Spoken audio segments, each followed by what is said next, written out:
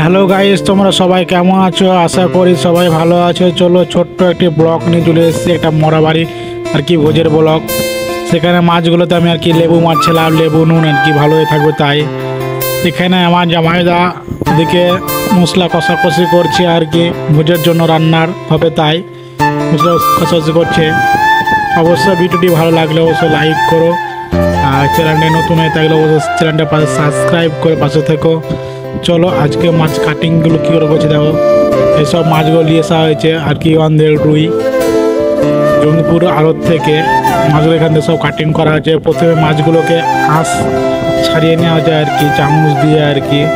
এখানে মেসো আছে আর একটু আছে আর কি মামার মতো হয়। এখানে আমার মামা ওদিকে আলু ভাজছে, এই যে আলু ভাজছে দিকে। আমরা একটু লজের মধ্যে আছি, লজের ভিতরে এটা দেখো, লজের ভিতরে কেমন কি। এই যে মাছ কাটিং করার জন্য মাছ কাটিং করছে আর কি সবাই। দেখো আস্তে আস্তে মাছ কাটিং করছে আর কি, মাঝে লেজের পাংখাগুলো কাটছে এরকম করে। আর লজের ভিতরে যে লজের ভিতরে সব যেখানে রাখা সব কিছু জিনিসপত্র আমি আনতে গেছিলাম, ওখান থেকে আমাদের নিয়ে আসছে আর কি হাতে করে। তারপর নিয়ে এসে এখানে দিচ্ছে, আর মামা এদিকে আলু ভাজছে। আমার জামাইদা দেখো ওখানে মাছ কাটিং করে দিচ্ছে আর কি, পিসগুলো আর কি কী করে পিস করতে হয় ওই জন্য পিস করে দিচ্ছে।